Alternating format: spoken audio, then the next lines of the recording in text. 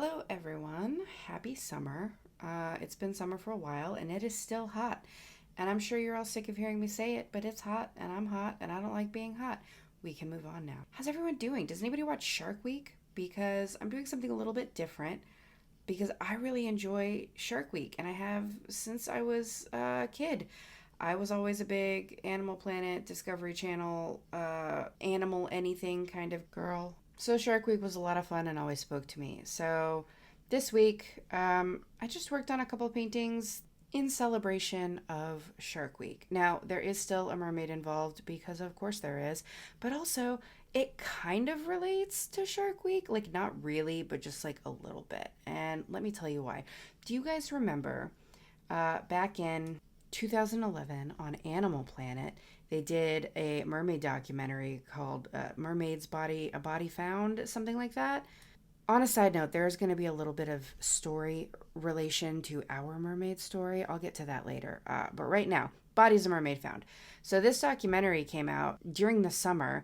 I don't know if it was at the same time as Shark Week or like in competition with. I'm not sure. I don't really remember. But I know that it came out and there weren't any specific warnings or labels that said, hey, this is not a documentary. This is purely for entertainment purposes, which genius marketing on Animal Planet's part. Just so I had a bunch of friends. Everyone knew I was into mermaids. I've always enjoyed mermaids. I'm interested. I like them. So I had a few friends approach me and be like, "Hey, did you catch that mermaid documentary? I think it's real. They really found mermaids." And I was a little incredulous because I was like, why would a mermaid documentary be on Animal Planet? Why wouldn't it be in the news or something, right? So I watched it because, of course, I did. And my first thought when I watched it is, man, these guys have a lot of repeating unnatural verbal tics that make it seem like they're speaking normally, but they're really not. Like I say, and so all the time, right? So they tried to create verbal tics with these actors that made it seem more natural, like they were pausing to think and they were not in fact actors or like professional speakers like I am not, but it didn't come off as natural. So people who have practiced themselves into not saying and so and but a bunch of times, trying to say and so and but a bunch of times, sounds incredibly unnatural, it turns out, at least to me. See, there I go again. That's the thing though, is like for me, I was like, hey, these verbal tics, they're not natural. I don't think this is real. But also, I was going to school for, graphics type stuff. So the found footage didn't look real to me. So for me, it was pretty easy to be like, yeah, this isn't a real thing. But so many people around me were convinced that it was real until the point that it came out, no, it's not real. This was kind of a marketing stunt, I think. It was just leaving off the fact that it was not in fact a real documentary, and mermaids had not in fact been found, which was kind of a bummer. Not that I want. So the whole thing was that they found mermaids because apparently the military was doing some sort of secret weapons testing that was killing whales and occasionally mermaids. So I don't want that to be true because that's awful. But obviously, if there were mermaids, that might be true, and that could be true. Sonar weapons are real, right? I don't know. I'm not an expert. Anyway, the idea in general that mermaids might be real was very cool. And even though I knew the documentary wasn't real, I was still bummed when they verified that it wasn't real, I just had hope in my heart. So, in celebration of Shark Week, I decided to do a couple of shark paintings and I threw a mermaid in there because when I think of Shark Week, for some reason, I always think of that A Body Found documentary. So yeah, have you guys seen that? Have you seen it? I'll have to go look it up. It's been a while since I've seen it, but it was really entertaining. It was a very cool thing. If you're interested in mermaids, go check it out. But anyway, Shark Week. Yeah, painting the shark here. I tried to paint a great white. I don't know if it comes across exactly perfect as a great white, but I'm pretty proud of it. I've never painted a shark before, and I think it looks pretty cool. So I just decided to throw this mermaid in here, as mentioned before, because I was thinking of the Mermaid Found documentary, but also because our mermaid can be tied into our mermaid story. Maybe our mermaid that was released back into the wild by Jack, her captor's great-grandson. Maybe she's out there. She's swimming around the coast with the great whites. Maybe they live somewhere where there are great whites. You know, there are lots of great whites everywhere. Cold water, right? They prefer cold water? I think they prefer cold water. I watch way too much Shark Week to not know that for sure, but I'm pretty sure they like cold water. So maybe she's up there just biding her time and she's making friends with the local great whites so that she can utilize them for her revenge. We don't know if she's seeking revenge, our mermaid. She was held captive by somebody she considered a friend. This is the original painting. Feel free to check out the story. I'll have it linked at the end. But yeah, she was held captive and then finally released. And we have another painting here. Also will be linked at the end of the video. But she was released and she's kind of like just hovering around the garden. You know, the universe seems to be opening up portals so she can still keep an eye on the family that was holding her. I can't tell if she's angry or curious, if she's waiting, if she's looking for something. She is free again now, but she's not leaving the coastline. She's not going out to find other mermaids. She's just kind of watching. I think she's lonely. I think that she's very lonely and she's very lost. I think she's been lonely for a long time because she lived completely alone in this nasty, gross water hamster cage situation. But she seems lost. She's not really sure where to go and what to do with herself, and almost like something is tying her there. And I don't think it's just history. So what do you think could be tying her to the ocean around the manor?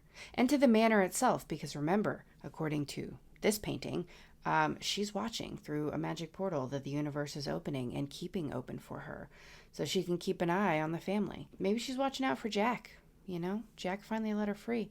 I think that there is a possibility that Jack is not just the great-grandson of the man who took her hostage. I think that there might be a deeper relation there, something that is probably not cool. Like maybe Jack is her great-great-grandson, meaning that Jack's father and grandfather are her son and grandson, meaning that she had a baby with the man who took her captive, and maybe her baby didn't have enough, mermaid genetics. Maybe he wasn't able to live in the water. Maybe her son and her grandson, neither of whom were mermaid enough to be anywhere near the water. Not that I think her captor would have allowed her to keep the baby either way. He immediately removed it from her care because she couldn't keep it underwater, otherwise it would drown. So maybe Jack, her great-grandson, is the first one to show any kind of affinity for being a mermaid. He's a musician, remember? He's a classically trained musician, and Jack plays a lot of instruments. You should also check out my Jack video if you have any interest in the story and you don't already know what's going on. But yeah, Jack is a classically trained musician and he feels drawn to the ocean. Maybe there's a possibility there, Or maybe it's too far removed. Genetics are a very strange thing. So we just can't really be sure.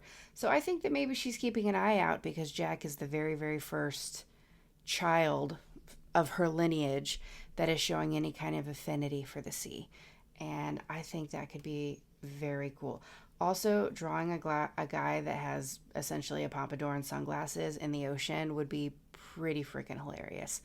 I think I have to paint that now. Darn it. You see what I do to myself when I think about this stuff? Anyway, I think that'd be a very cool thing. Or maybe he can't be a mermaid. Maybe, I don't know, maybe it's too far removed. I still think it would be a cool painting. It would be hilarious. I think it has to happen. I think he's going to keep the t-shirt, though. Moving on. Regardless of how the story goes, that painting, I think, has to happen. But I like the idea that she's keeping an eye on Jack for a reason. I don't know what that reason is yet. None of us know what that reason is yet, especially me, since I'm making up the story. What do you think is going on? Because I'm not really sure yet. Just a quick refresher with our mermaid story. She had been taken captive by her friend. She ended up having a child with her friend that could not survive as a merperson, so it was raised by the man who was holding her captive. And multiple generations later, her great-grandson released her back into the sea, and now she's keeping an eye on him because the universe is opening portals and allowing her to keep an eye on him. I also think that while she was held captive, she maybe started digging out underneath the fountains and man-made passageways that were built for her. I think that she had been trying to look for a way to escape for a long time, and maybe she started being able to access some local ponds or like underground water reservoirs. Remember, they live very close to the coast, so there would potentially be a lot of access underneath if she could dig. And she has been held captive for like almost 100 years. So I think it's possible when she was held captive, she had been trying to dig her way out. So maybe she's trying to figure out how to get back in. Why would she want to get back in? Her connection to Jack doesn't seem like enough of a reason after having been held captive for so long. We'll have to find out. I'm not really sure. We'll look into it. This video is a little bit more scattered. Our story got a little bit more involved towards the end here. That was completely on the fly. I'll try and make a more concise version once we have the story nailed down beginning to end. If you like my stories and you like my videos, please like and subscribe. I would super appreciate it. Also, did any of you watch Shark Week? Did any of you watch that Mermaid Bodies Found documentary? I would love to hear your thoughts on the Bodies Found documentary. Also, just an aside, I realize I painted like this silhouettes of hammerhead sharks. It is not my favorite thing. I was just kind of celebrating Shark Week and I got excited and it's kind of like whatever, but I added it in here because Shark Week. Anyways, I look forward to seeing you back here and I hope everyone has a great week. Bye guys.